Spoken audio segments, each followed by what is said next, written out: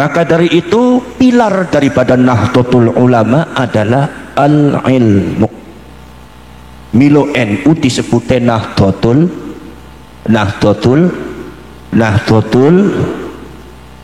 dadi wong ku medit-medit pisan wong jadi rejaku. NU disebutnya Nahdlatul Ulama. Al-ulama iku jama'i alimun asale saka ilmu sifate Gusti Allah. Wujud didambaq mukhalafatu lil hawadits qiyamuhu bi nafsihi wahdaniyat qudrat iradat dinamakan ilmu sifate Gusti Allah. Al-Imam Abul Hasan Al-Asy'ari ngendika ilmu sifate Gusti Allah. Al-Imam Abu Mansur Al-Maturidi ngendika sifate Gusti Allah ya Gusti Allah. Sifate Allah ya Allah. Maka ilmu iku ya Gusti Allah. Melawan ilmu ya melawan Gusti. Melawan ilmu ke nglawan Gusti. Pondasi urip ning dunia bari akhirat iku ilmu. Lek seumpama kula kali panjenengan tidak berpondasikan ilmu, maka runtuhlah bangunan hidup ning dunia lan ning akhirat. Kuduana ilmu. Sembayang ibadah kudu sah ya kuduana ilmune. Arep puasa Ramadan sembayang ya kuduana ilmune, maca Quran ana ilmune. Bidunil ilmi niku boten saged. Maka para syekh para rasul ketika Nahdlatul Ulama itu disebutnya Nahdlatul Ulama, berasal dari al-ulama'u, berasal dari alimun, berasal dari ilmu. Iku para syekh para rasul mila kula wis pirang-pirang ngomong berbicara kemana-mana. Iki jangan macam-macam menghadapi NU, sebab lek ngadepi NU ngadepi ilmu, lek ngadepi ilmu ngadepi Gusti Allah, sampean melawan NU nggak bakal menang. Kula wis ngomong. Mulane sekian bisa nyaksekaken Ba'alwi ke semono hebatnya dipuja-puja ning Indonesia. Iki detik ini rungkat gara-gara ngelawan NU.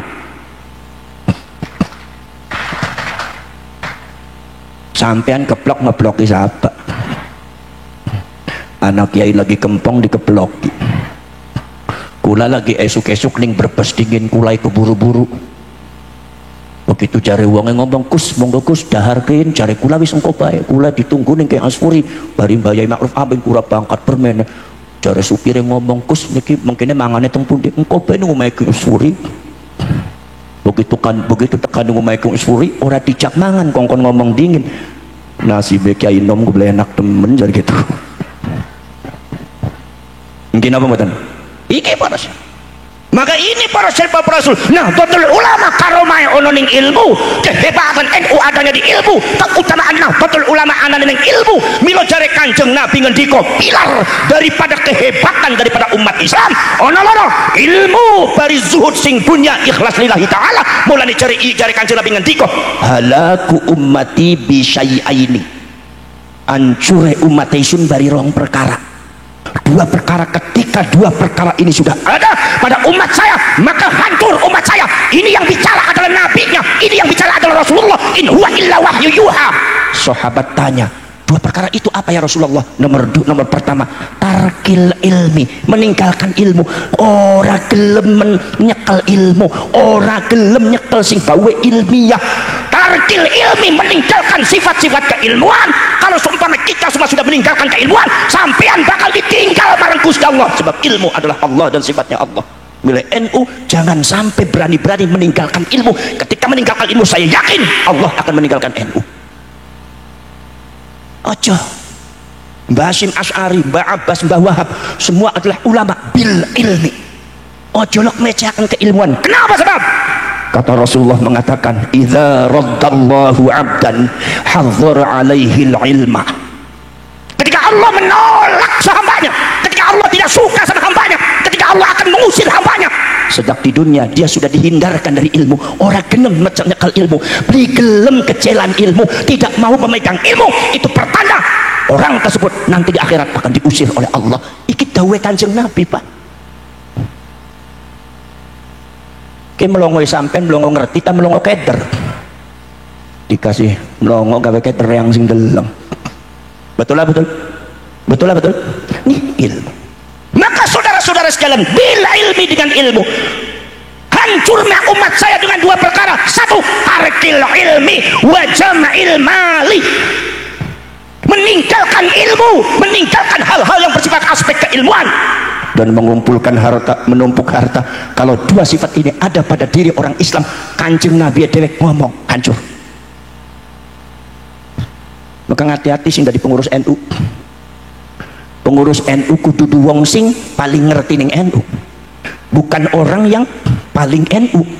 Pengurus NU adalah orang-orang yang dipercaya oleh para ulama kangkung ladeni NU untuk khidmah kepada NU. Betul betul. Saudara-saudara sekalian, ilmu ketika bersesuaian dengan data, ilmu-ilmu yang sesuai dengan fakta dan realita, ilmu-ilmu yang bisa dibaca dengan hawas, dengan indera kita, bisa dilihat dengan mata, bisa didengarkan dengan kuping, bisa diucapkan dengan mulut, bisa diraba dengan tangan kita, sesuai data konkret realita yang ada. Ilmu disebutnya al-haq. Disebutnya apa? Al-haq. Al-haq adalah keilmuan dari Allah Subhanahu wa ta'ala, sesuai dengan data, sesuai dengan realita, sesuai dengan sejarah, sesuai dengan bisa dibuktikan dengan panca indera. Itu namanya al-haq. Kalau ada satu data, kalau ada seumpama ada keilmuan tetapi tidak sesuai dengan data, ada sesuatu tidak sesuai dengan data, bertentangan dengan realita, itu bertentangan dengan hak, disebutnya batil. Ja'al haqq wa zahaqal batil, innal batila kana zahuqa. Hancur yang namanya kebatilan itu. Al-haq, saudara-saudara sekalian, al-haq ini adalah ilmu yang sesuai dengan data, yang sesuai dengan ayatul kauniyah, diciptakan oleh Allah Subhanahu wa ta'ala di setiap penjuru langit dan bumi, sesuai dengan realita yang ada, di mana ayat Al-Quran dengan ayat kauniyah itu tidak berbeda, karena satu yang berbicara atau Quran adalah kalamullah, dan bumi dan langit juga yang menciptakan Allah, maka tidak mungkin bertentangan, sesuai dengan data, namanya hak. Maka kata Allah mengatakan al-haqqu min rabbika fala takunanna minal mumtarin. Ketika ada hak sesuai dengan data ilmiah, sesuai dengan realita, sesuai dengan kenyataan, ini namanya dari Allah.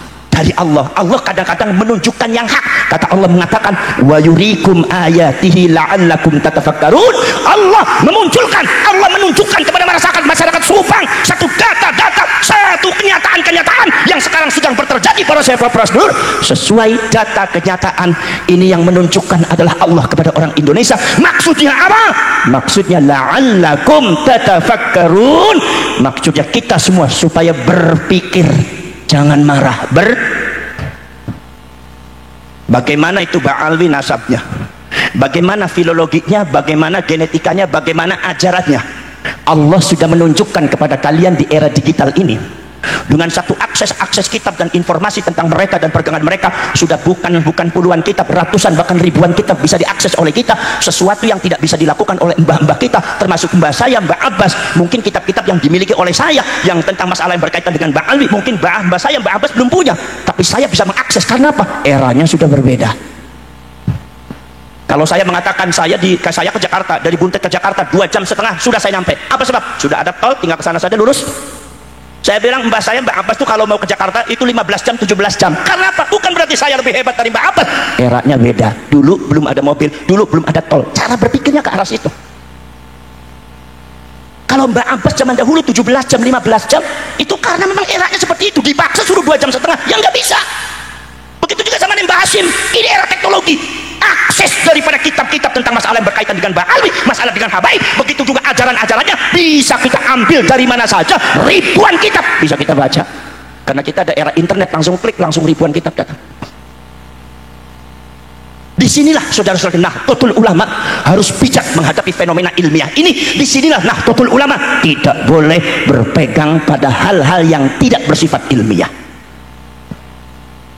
Saudara-saudara sekalian, Imaduddin Al-Bantani dengan saya dan beberapa kiai-kiai muda Nahdlatul Ulama memberikan satu wacana baru tentang yang berkaitan dengan klan Ba'alwi yang diagung-agungkan lebih daripada 100 tahun oleh orang Indonesia. Kita bongkar, bukan berdasarkan kebencian, bukan berdasarkan permusuhan. Kalau ada yang mengatakan bahwa saya dengan Ki Imaduddin membuat PWI Laskar Sabila berdasarkan permusuhan, saya pasrahkan itu semua kepada Allah Subhanahu wa ta'ala. Allah Maha tahu hati saya, Allah Maha tahu hati kiai-kiai NU muda. Sing penting ular arep ngupai urung sampean dari pengurus NU aja lok mitnai wong. Sampean kayak Ba'al bisa sudah lok mitnai wong. Tidak. Ini fakta ilmiah. takunanna minal mumtarin. Ketika Allah sudah menunjukkan ayat-ayatnya, sudah menunjukkan tanda-tanda keilmuan, la'allakum tatafakkarun, mikir kitanya. Ini bagaimana terjadi seperti ini? Ada sebuah cerita Sayyid Ahmad yang diklaim oleh Al-Ba'alwi itu Al-Muhajir, sebetulnya bukan Al-Muhajir. Diklaim Al-Muhajir itu supaya ada asumsi bahwa Sayyid Ahmad itu hijrah dari Irak ke Hadramaut Yaman, padahal tidak ada catatan data dari kalangan Ahlus Sunnah wal Jamaah yang mengatakan Sayyid Ahmad itu pindah dari Irak ke Hadramaut. Catatan itu hanya ada di kitab-kitabnya Ba'alwi. Maka dari itu Sayyid Ahmad itu tidak pernah pindah ke Yaman, tidak pernah pindah ke Hadramaut, sampai Sayyid Ahmad meninggalnya ada di Irak Selatan, kuburannya ada di daerah Najaf. Lah di sana ada makomnya 600 tahun. Ulama mufakat bahwasanya makom Sayyid Ahmad Al-Abah, Sayyid Ahmad Al-Abah atau An-Nafaf yang disebut oleh Ba'alwi Sayyid Ahmad Al-Muhajir, itu kata itu yang aslinya makomnya, jasadnya ada di Najaf, Irak Selatan. Kita bahas kenapa di Tarim ada.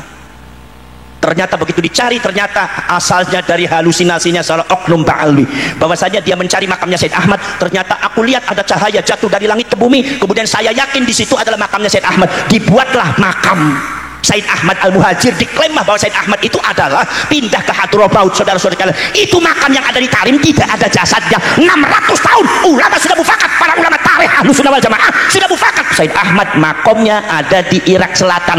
Ini adalah data konkret sejarah. Yang ada di Tarim itu adalah baru, tidak ada jasadnya alias makam palsu.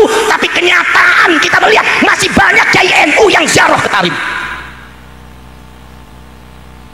Saya jadi nggak ngerti kadang-kadang sing ziarah ku kiai pisan, wis kiai ku di video pisan, wis di video dimanjingaken pisan di Facebook bareng YouTube lah, wis bocahku ya.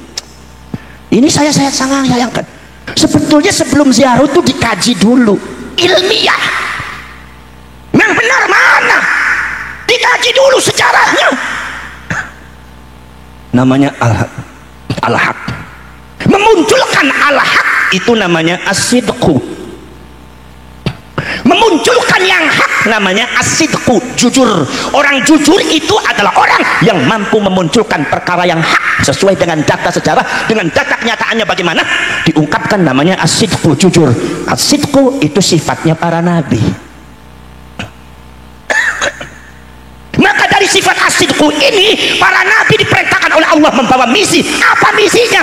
Misinya adalah musaddiqul lima ma'akum, dari lafaz sidqun. Al-Qur'annya disebut tasdiqan lima baina yadayhi. Kenapa pakai lafaz sidqun? Maksudnya adalah para nabi dan para rasul diberikan oleh Allah satu tugas untuk mengungkap fakta yang ada sesuai dengan data, ilmu yang ada sesuai dengan apa yang diiringi, apa yang diturunkan oleh Allah sesuai dengan data yang ada. Kenapa? Karena daripada zamannya Nabi Daud, zamannya Nabi Ibrahim, zamannya Nabi Nuh, zamannya Nabi Sulaiman, zamannya Nabi Musa, zamannya Nabi Isa, banyak terjadi penyelewengan data. Banyak terjadi pembelokan nasab para nabi. Banyak terjadi pembelokan ajaran. Orang Yahudi mengatakan bahwa kami tidak akan masuk neraka kecuali 40 hari, sesuai dengan Musa pada waktu itu adalah arba'ina lailatan, 40 hari, 40 malam. Ini harus dibenarkan. Orang Yahudi mengatakan nahnu abna'ullah wa ahibba'uh, kami adalah putra Allah dan habibnya Allah. Habib itu kekasih Allah. Kami adalah kekasih Allah. Makanya Nabi Muhammad membantah. Muhammad katakan kepada mereka, kalau mereka mengaku kekasih Allah, kenapa Allah melaknat mereka? Kami adalah orang-orang beriman kepada para nabi, para rasul. Katakan Muhammad kepada mereka, kalau mereka beriman kepada nabi dan rasul, kenapa mereka membunuh para nabi? Falima taqtuluna anbiya Allah in kuntum mu'minin. Bantahan-bantahan dari Allah diajarkan oleh Allah kepada rasul, kepada nabinya, termasuk juga nasabnya para nabi. Apa? Nabi Isa disebutnya bin Allah, Nabi Isa disebutnya bin Yusuf. Kalian harus tahu, Yusuf di sini bukan Nabi Yusuf, tapi Yusuf An-Najjar.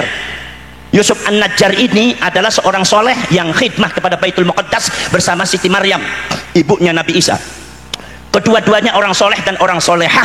Tiba-tiba Siti Maryam diberkati oleh Allah punya anak tanpa bapak. Langsung orang Yahudi berteriak, Maryam berzina dengan Yusuf. Sampai detik ini nasabnya Siti Maryam, apa nasabnya Nabi Isa, ada yang membelokkan. Isa bin Yusuf berarti dianggapnya Nabi Isa adalah anak zina.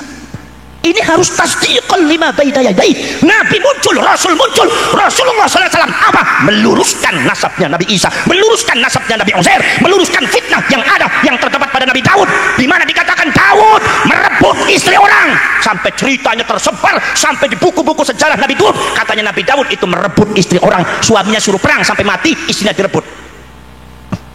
Nabi difitnah. Ini harus diklarifikasi, tidak boleh dibiarkan.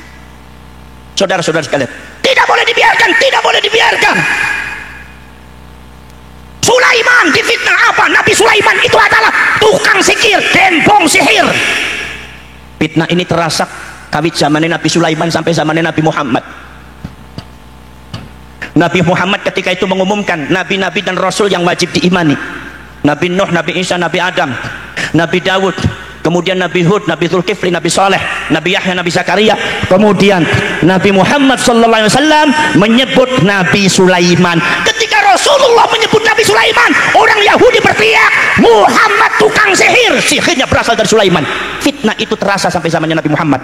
Maka Rasulullah ini langsung diberikan oleh Allah tugas mengklarifikasikan itu semua, meluruskan itu semua dalam rangka menyelamatkan umat manusia. Maka Rasulullah diberikan tugas namanya musaddiqul lima ma'akum, berasal daripada as-sidqu. As-sidqu berasal daripada al-ilmu. Al-ilmu akhirnya matu alimun matu ulama. Nah, total ulama harus memiliki prinsip musaddiqul lima ma'akum yang disebut al-ulama warathatul anbiya. Ulama adalah pewaris para nabi. Apa tugasnya? Musaddiqul lima ma'akum.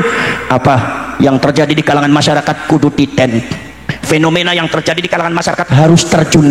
Jangan dibiarkan masyarakat dibohongi dengan satu kebohongan yang tidak benar. Jangan sampai masyarakat dizalimi dengan satu akidah yang tidak benar, apalagi satu akidah dan pemahaman yang bisa mengeluarkan warga NU dari Islam, dari ajaran Islam, dari akidah yang lurus. Maka ini Nabi Rasul tidak ada, maka para ulama tugasnya seperti itu. Mungkin apa betul? Dari kulo bariki imat ki lagi musaddiqul lima ma'akum. Sebab ini adalah meneruskan para nabi, meneruskan para rasul. Tugasnya kayak kue. Ketika ada kezaliman, ketika ada pembelokan sejarah, ketika ada sesuatu hal yang tidak lurus, yang bengkok, mari kita beresi. Masalah kaitannya dengan Fagi Mugaddam, yang katanya Fagi Mugaddam itu Isra Mi'raj sampai 70 kali sehari. Kanjeng Nabi bae sepisan Fagi Mugaddam ping 70. Ada yang mengatakan bahwasanya kalau seumpama ada Habib berbuat dosa, tidak sholat, tidak puasa Ramadan, kemudian juga senangnya mabok, kemudian juga saudara-saudara sekalian senangnya mabok dan senangnya main perempuan, itu aja dia raruis, biarkan saja. Mereka itu bakal disucikan oleh Allah dengan syafaat nabinya, dengan syafaat mbahnya yaitu Nabi Muhammad, merasa dirinya jadi putra kanjeng Nabi. Mereka itu bakal masuk surga tanpa hisab. Ada orang tidak mau sholat, tidak mau puasa, ada orang senangnya mabok leler, orang itu senangnya main perempuan, bisa masuk surga tanpa hisab. Kita tanya, ini agamanya siapa ini? Ini kalau dibiarkan bahaya warga NU. Karena sing seneng nih Habib keluarga NU. Sampai teka anak kiai tekaya ora dipaimangan ora bayi sentimen sampean Gus. Ada ngomong bari mantan muhibbin ku susah karepe dewek. Mungkin apa mboten? Saudara-saudara sekalian. Lah ini saudara-saudara sekalian. Ada lagi katanya oknum Habib itu ada, yaitu adalah muhibbinnya meninggal. Akhirnya Habibnya datang, ya Fulan bin Fulan, aneh tahu ente nggak pernah sholat, aneh tahu ente nggak pernah puasa Ramadan, aneh tahu ente nggak seneng mabok, aneh tahu ente seneng main perempuan, tapi aneh tahu ente seneng sama anak, seneng sama Habib. Kalau ente masuk nanti di kuburan, tolong sampaikan surat anak untuk malaikat mungkar nakir. Suratnya disisipakan ning sore endase. Iki Ba'alwi, anak mungkar nakir disurati pak. Sok. Kalau sudah begini itu bagaimana saudara? Ini bisa-bisa warga NU akhirnya rusak akidah. Sampaikan sama mungkar nakir, ente masuklah surga tanpa hisab. Ini doktrin yang sangat nyata, doktrin secara halus. Artinya sembahyang ora penting, puasa Ramadan ora penting, mabok teler ora apa-apa. Sing penting cinta sama Habib, bisa masuk surga tanpa hisab. Ente bisa keluar dari agama Islam sampean. Kalau diyakini seperti itu, kalau sudah punya keyakinan seperti itu, hanya cinta kepada Habib bisa masuk surga tanpa hisab, nggak usah puasa, nggak usah sholat. Ente udah waqatir taddu an dinihim. Makanya ada sebagai para ulama mengatakan, hati-hati tuh akidahnya Ba'alwi. Itu yang mengikuti akidahnya Ba'alwi itu qadir taddu an dinih, mereka sudah murtad dari agamanya. Ini kalau diyakini Pak, ini yang harus diklarifikasi. Dari mana mengadu dombanya? Orang adu domba nyelamatkan warga NU, sing seneng ziarah wong NU, sing seneng sholawatan wong NU, sing seneng Ba'alwi wong NU. Hati-hati. Paham napa mboten? Paham ora paham, sing penting mantuk Ngantuk boten? Lundutan teh? Lundutan teh? Ngantuk beli apa-apa? Arep turu jekus ora apa-apa turu gak beli apa-apa. Sing lali bae turu beli apa-apa. Ora yang mah dadi kiai wis biasa, ana pengajian ora dipaimangan ditinggal turu wis biasa yang mah. Tapi engko bakal umpama pengajian pragat, kemudian matai merem bae, beli susah ditangekaken digotong bae ning kuburan sekalian.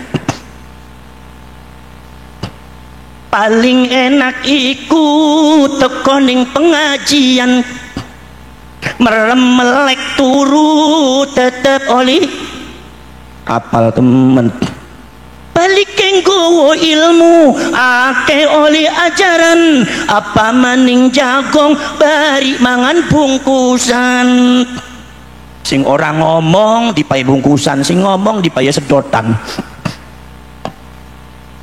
Ayo pada ngaji parek beri ulama siapa sing seneng ngaji ganjarane olisu siapa sing seneng ngaji ganjarane olisu pengen mancing suarga tamboten bu kira-kira potongan sampean potongan suarga apa potongan neraka sing bener masa potongan suarga cunguran blesek-blesek mengonot suarga bangendi sampean bu sora apa sing penting seneng ngaji ya.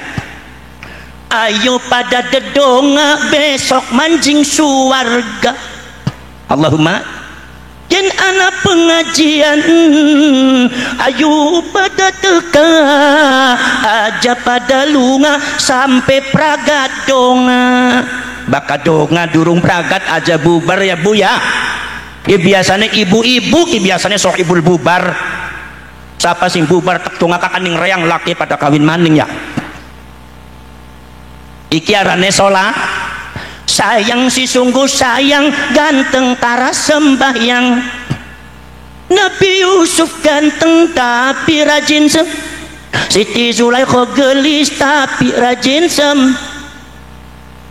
sholawat comprek sholawat jati reja ya ada maning kina ngoten jalan-jalan ning Purwokerto tuku sandal gawean Jepang aja kemek rabi loro rabi siji mangane kurang aja kemek rabi loro rabi siji mangane kira rabi sampean kok semangat temen sih pak yang kayak ibu-ibu urip bari sampean tekanan batin ya mlakune wis doyong wis pantes di apal bisa wis pantes digotong matane wis kabur wis pantes di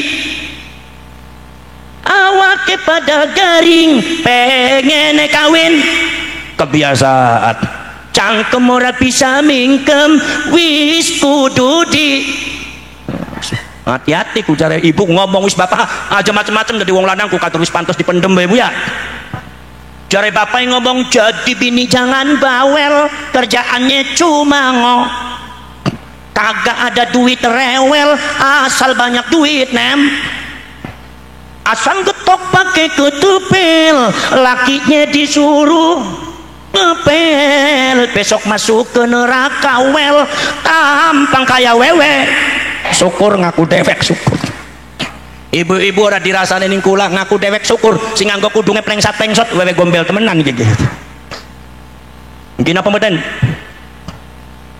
wa idh qulna lil malaikati isjudu usjudu li adam fasajadu illa iblis aba wastakbara wa kana minal kafirin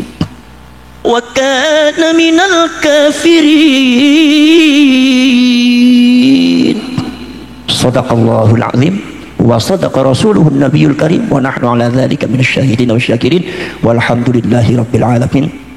Kula kepengen kepanggih kali Mbah Ma'ruf nggih nunggu sekedap nggih sing bubar tek dongalaken laki pada kawin manik. Assalamualaikum warahmatullahi wabarakatuh.